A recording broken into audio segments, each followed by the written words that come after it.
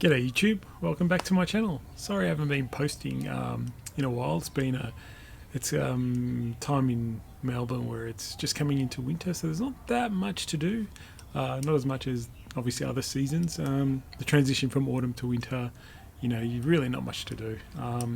And just trying to think of things to come up with, ideas to come up with to show you guys. And one thing I thought was quite, I don't know if it helps, maybe more for the beginners and so on, but pretty much understanding tools and bonsai tools and what are some like essential tools, what are tools that I use all the time, what are tools nice to have, so I've still got tools from one thing I do is probably have 4 tools that are critical every time I need them. Every time I'm doing something, every time I'm working on a tree, I need pretty much 4 tools, and I'll talk about those 4. What also I'll mention is pretty much invest in good tools. If you're going to be around in bonsai for a while and you want to keep it as a very passionate hobby and you want to keep going in it, or professional hobby or whatever, you really want to invest in some good tools, quality tools. Now I've got some Japanese tools that I bought 20 plus years ago and I still use them today and they're still really good. They're not stainless steel, wish they were, but I think looking back I would have bought them anyway, but they're good old, what's the word? The good old standard carbon based? No, what carbon based? Whatever they're called. Good old Japanese Kikuwo tools that I pretty much bought. I think most of them are Kikuwo, if I said that correctly. And I find that they've just lasted and they've lasted. And I've seen people bringing in some Chinese tools early in the early days, which were really terrible. But so these days, the Chinese do make some quality tools as well. So they're cheaper than the Japanese, and they're just almost as good as quality, I think. So that's a positive, I guess. But I've bought Japanese tools 20 plus years ago and haven't had any issues. So the 4 tools I use now, please excuse, these are 20 plus year old tools, so I'm still using them. So they do look a little bit dirty, but they're surviving, I guess. First tool, one of the most important, is a branch cutter. Now I'm going to try and come in and show you the branch cutter, and you can see the edge on it. If you're new to bonsai, these are very important tools, and I think most of you who have been doing with bonsai for a while know why these are important. They leave a concave cut on a branch. Now I'm going to try and do this and see if it works. I'm not sure if it will work. I'm trying to find some branches. I just tried to cut off some branches that I could find. So a branch cutter is great to cut off a branch. For example, if I want to cut off a branch right there, and I'm going to cut it off. Now, if you had a scissors, or for example, you would usually cut it off there and there'd be a stub. So the best thing with these guys is you come in and you get right in there, for example. And I don't know if you can, I'll try and come in close to the camera. Where are you? Let's see, it's going to get blurry, but it leaves a concave, like it's a little bit, let me try and fix that. Leaves a little concave cut in there. Let me try on this one, see if it works as well. So if you cut off a branch, I didn't do that one right, but you can see how it's just almost an indent, a slight indent, and that will allow that, the thinking is allow that to heal over flat. If you had a little stub, it would just have a bit of a lump when it heals over. So branch cut is probably one of the most important, probably if not the most important tool. You can also cut branches, small branches and stuff with it, so it's pretty easy. Very good, very important tool. I'll put that aside.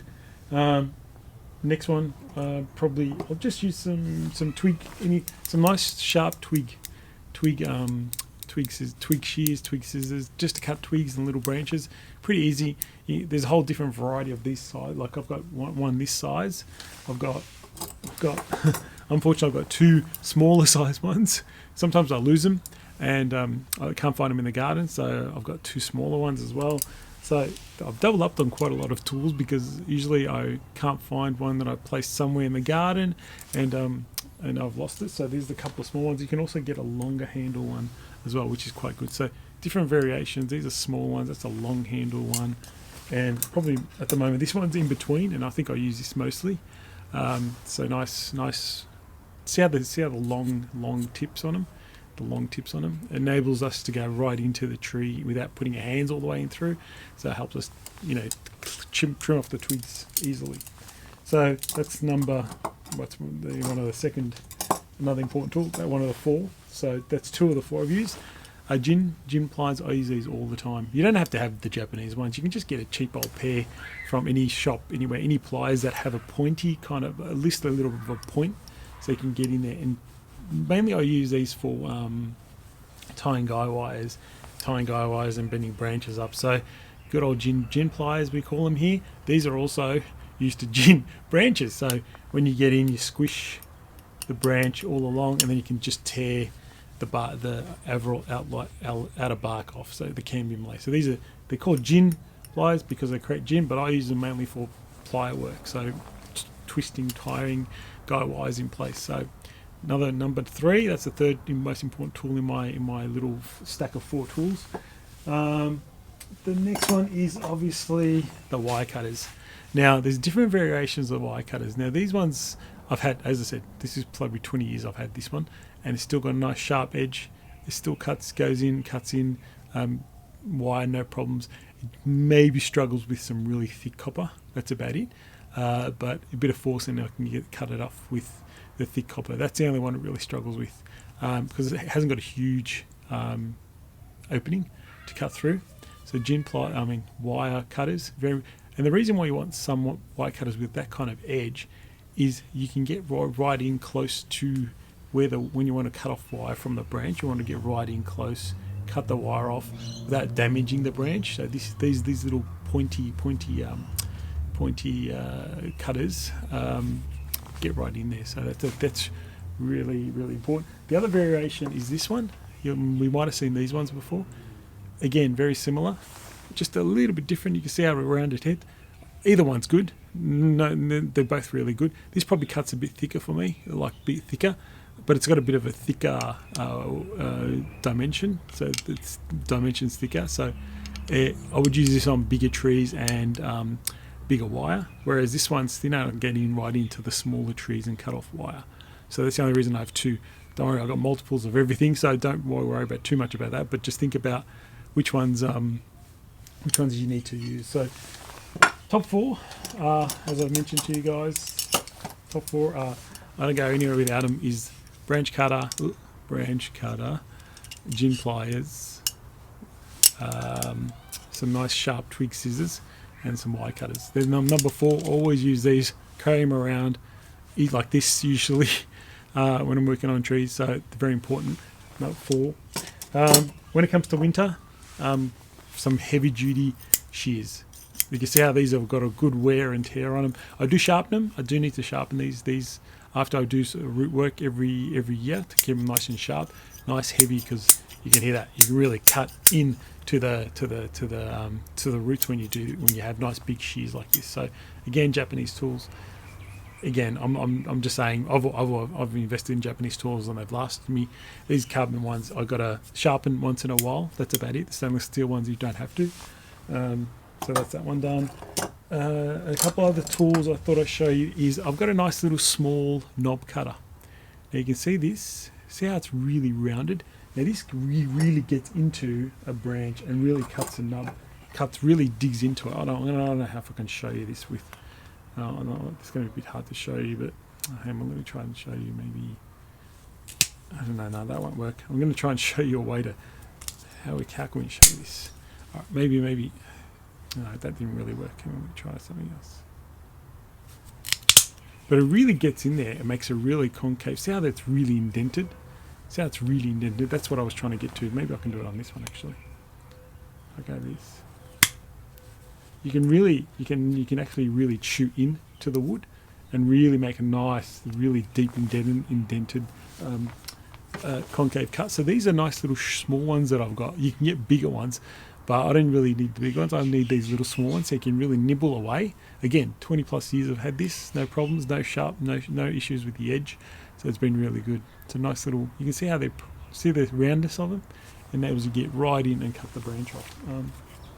Maybe, I don't know if I can show you on this. Maybe not. A bit hard to show you, but I think you get my idea with this one. Now, a variation on the branch cutter is this like parrot beak cutter, they call it. See how it's got a nice curve on it? bit more of a curve. It's like a knob cutter.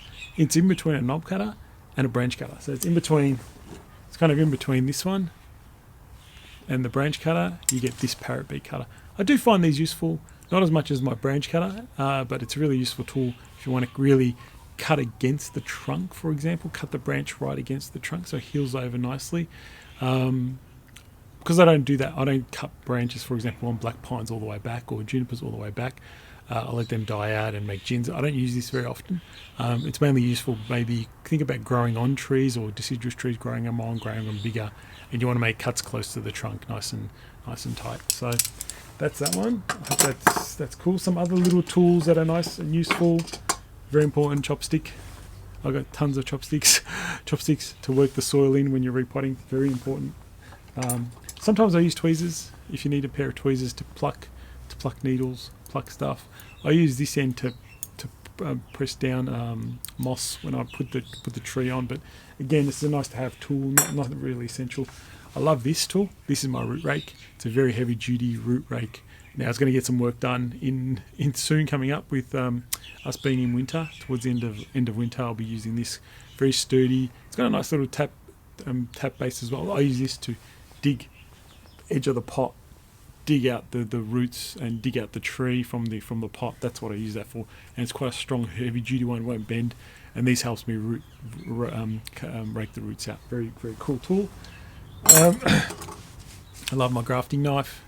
It's a bit dirty, but I haven't cleaned it since done all my air layering work and a bit of grafting work. So I'll just show you something cool with this in a minute as well. I'll come back to this grafting knife. As long as you've got a sharp knife, really important. I sharpen this quite a bit once I've done my work. Toothbrush. Old toothbrushes are great for cleaning trunks, cleaning dead wood, cleaning anything to any dirt off trees. Really cool. I have a folding saw as well. I know sometimes you don't need to use these very often, but when you want to cut off big branches and the branch cutters just won't do it, a nice little folding saw. It's a pull saw, so it cuts on the pull only. That's good to have. Now, I just want to show you one thing I do like is this sap cleaning tool, because you can actually come in and give these tools a nice clean. It cleans the sap off. It doesn't sharpen them. It just helps clean the blades of all the dirt. So, and unfortunately my tool's sometimes out in the rain and they come back a bit rusty and looking. I use this to clean up. Sounds nice and more silvery now. Before it was yucky. Let me see if I can get this side a bit more clean. It cleans. It's a sap cleaning tool, they call it. It's not too bad to have. See, it's a bit shinier, right? It keeps you cool. It keeps your tools nice and clean, and I like that because my tools I leave around the place and make it dirty. So not the best idea, but there you go. Nice, and I use it for. You can use this for most things, and that's from Japan as well. So all right, that was it. That's what I wanted to show you guys. Hope it's interesting to you. I'll try and see if I can work on some trees in the coming days and weeks and see if there's anything needing to be done. I have a couple of little things I want to show you guys, and I'm working on. But yeah, stay tuned. I hope you enjoyed that video on tools, basic tools. So enjoy, guys. Oh, forgot about the turntables. Turntables, essential. Anyway, guys, I hope you enjoyed that video. Hope to post some more up in soon. Thanks, guys, for watching. Bye.